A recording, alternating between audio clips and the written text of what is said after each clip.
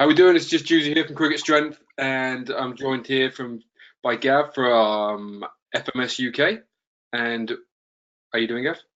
Yeah, good, Juicy. How you doing, mate? You all right? I'm all right. I'm all right.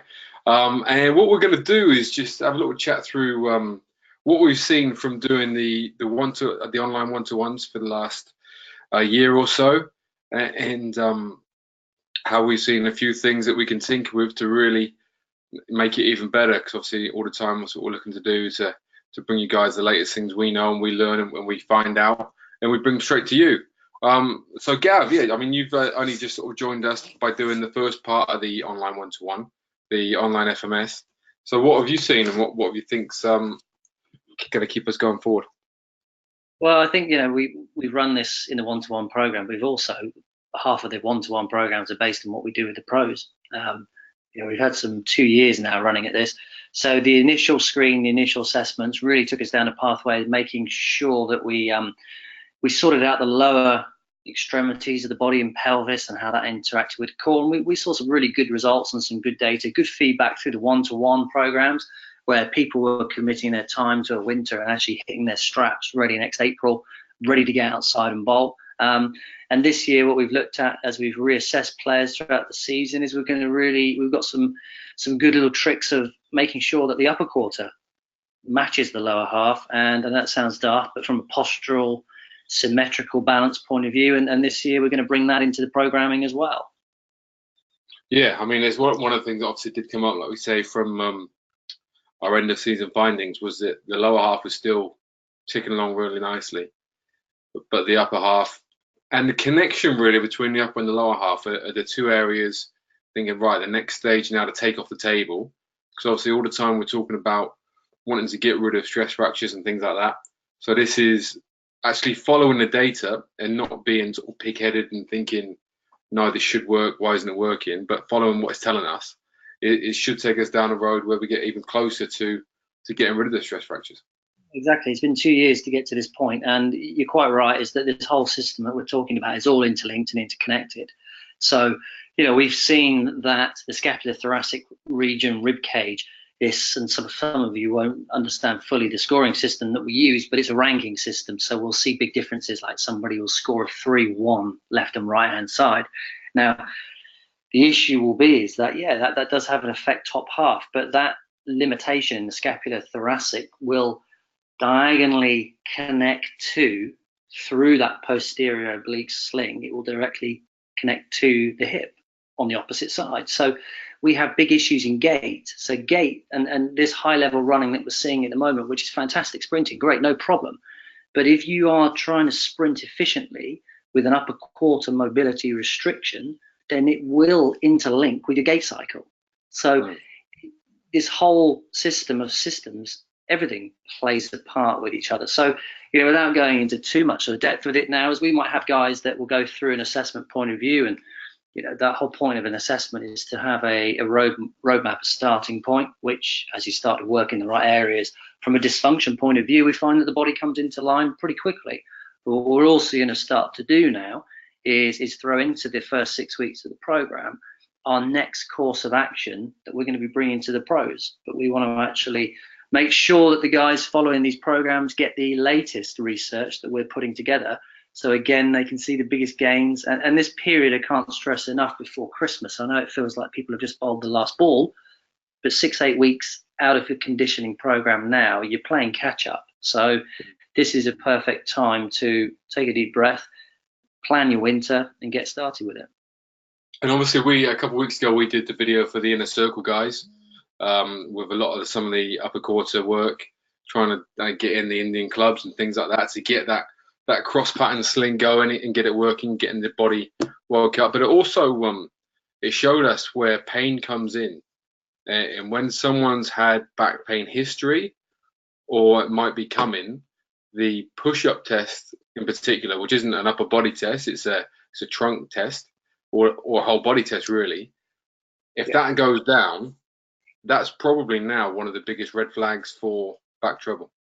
Usually. So, I think you and I both saw the same video from Dr. Greg Rose from the Titleist Performance Institute. He said if he sees, with all of his PGA Tour players, he sees a 1 on the push-up, he panics, because that means that there's a disconnect. So if you think about it, get away from muscles and strength and all the other areas, think about it more about motor control and communication. It's like someone's pulled the plug.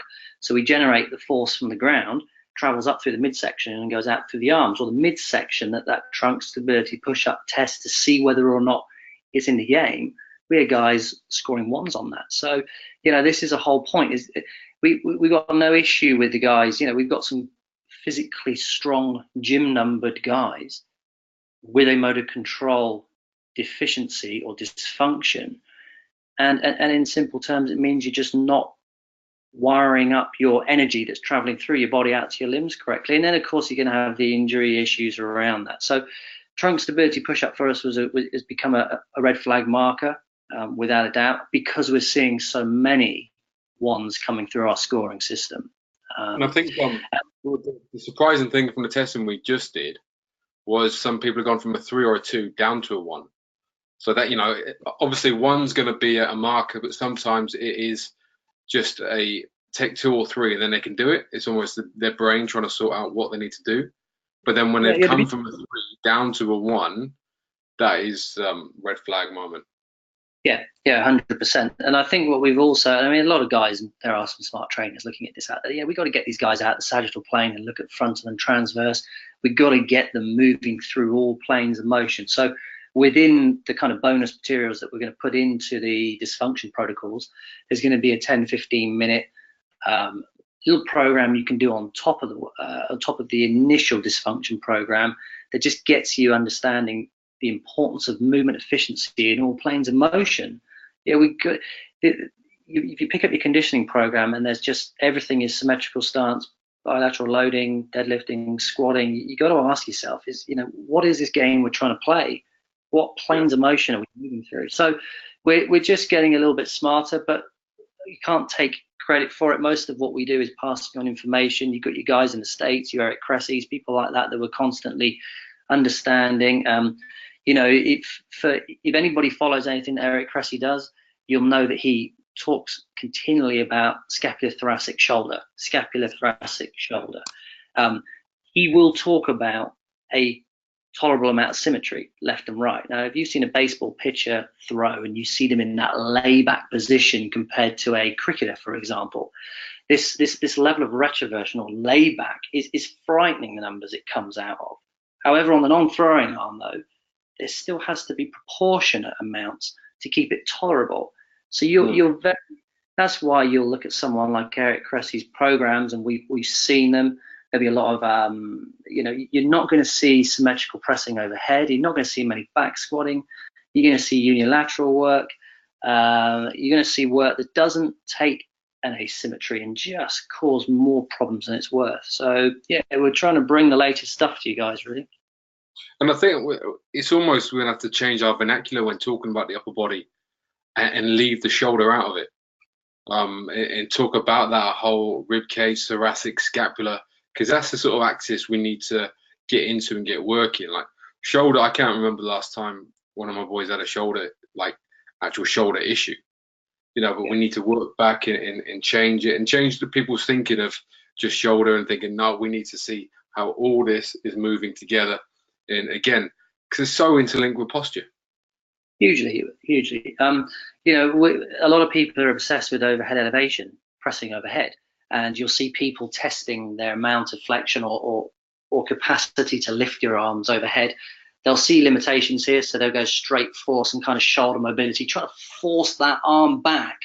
However, these are the guys who are often rib cage is flared, they're overextended anyway, and the reality is that just by getting this rib cage down, you reposition the shoulder anywhere and you can get overhead. So, sometimes when you're looking to increase range of motion, it isn't necessarily at the joint that you first see the problem at hand. And throwing and bowling, these are overhead activities. But our guys are just locked in this extension pattern that we're trying now to really get an understanding of that pelvis to rib cage positioning of both. So your posture is your mobility without any shadow of a doubt. How you live is how you live. And we also know that just simply reorientating, and this is exactly how we've seen the pelvis work. So rib cage is flared, bring the rib cage down, shoulder sits in a much better position, so we've got better overhead elevation, but we've also get better rotation. Same that we saw at the pelvis. As soon as we took that pelvis that was anteriorly rotated, shifted it back, the head of the femur sat more centrally in the joint, so it could rotate more and more. So the famous phrase of internal rotation in our bowlers, everybody's after, you're not going to necessarily get internal rotation by putting your hip in a band and trying to force something that's already butted up against the acetabulum of the joint. The same with the shoulder. We're still seeing in the shoulder people using bands for external rotation, trying to get in their sleeper stretch with like a 5K dumbbell and forcing it. And it's like, geez, we got to be smarter than this now, surely. Yeah, sleeper stretch. We won't go down that line now. You see a few of these things out there now. You just think, geez, and there are some things that have moved on. Unfortunately, whether we like it or not, there'd be a lot of people who disagree with that. But a lot of us have to follow what's going on in the US. They're a long way ahead in what we're doing through resources, but also the type of characters that they've got running these shows. So yeah, there are many different things. So moving on then, what I know we mentioned earlier about 3 different forms of drills you'd bring in now to really crack on with some of this stuff. Yeah. So without naming them all, what we're looking at here is they're all sort of cross-lateral. There's a lot of crawling, rolling pans, crossing the midline. Again, on working up onto your feet, looking at how we can move more efficiently in the frontal and transverse plane. So it isn't a randomized do ABC. It's more of a sequence of how you start on the ground, move to a transitional posture, then move to your feet. All the time trying to develop, challenge. And I would say that it is kind of like that, pardon the pun, magic blue pill that once added in with your unique correctives that the screen will find, it will set you up ready for the next stage of the one-to-one program. And you could almost assess yourself as you're going as well. That's the beauty with some of this stuff. It's like, have a little look, actually take mind of your body and look in the mirror and say, right, if you are restricting your shoulder elevation or extension, flexion, have a little look. Are you getting there? Are your ribs still flaring? Is that anterior tilt still there in your pelvis? And so just, keep, be your own sort of manager, basically. Yeah, the information's out there, guys. Again, it's just about giving enough time to it. So yeah, you've got to have an awareness of yourself to take this on, because it's an ongoing process. You don't just get fixed and gone. We have a lot of our junior athletes who look and say, oh, I'm done now. But corrective work doesn't have to be with a little pink mini band. If you give somebody the right corrective, it brings them up against their worst pattern. So it's actually conditioning. It's hard work. And it's something that you just have to, for the same reason you put your car in once a year, MOT service. It's your service. You've got to keep an eye on it. Body changes, spend 2 weeks in a different bed, a lot of desk work. You're going to develop different habits. So, look at this as starting to understand that you've got to clean your teeth and you've got to do it regularly. And it's nothing that we're taking away from conditioning. And actually, the beauty is we're trying to delete exercises out of programs to make you more efficient so you can go and get on with your skill-based options. We don't want you in the gym religiously doing work upon work upon work. I say this all the time. I hear clubs say, oh, we really need more mobility time. And that automatically is a red flag for a lot of guys that really have no clue about what they are doing. Frightening, really. Yeah. So, guys, if you want to hit on the one-to-one program, we're going to put the link in underneath this video. So make sure you get. We've only got 10 spaces each month, okay? Because obviously we've got other things we have to do. But get on it. Get yourselves in the best position you can be by next season. Anyone's seen the email about Luke from Australia who got on it and he's changed his action completely. He's went through the divisions and all sorts of stuff. So it's there, the formula's there for you, and if you just follow it and stick to it, you get amazing results. So get it done, get on a one-to-one, let us help you get in the position where you want to be. So until next time, Gav, thanks very much. Yeah, no worries, GZ. Thanks, man. And we'll see you later.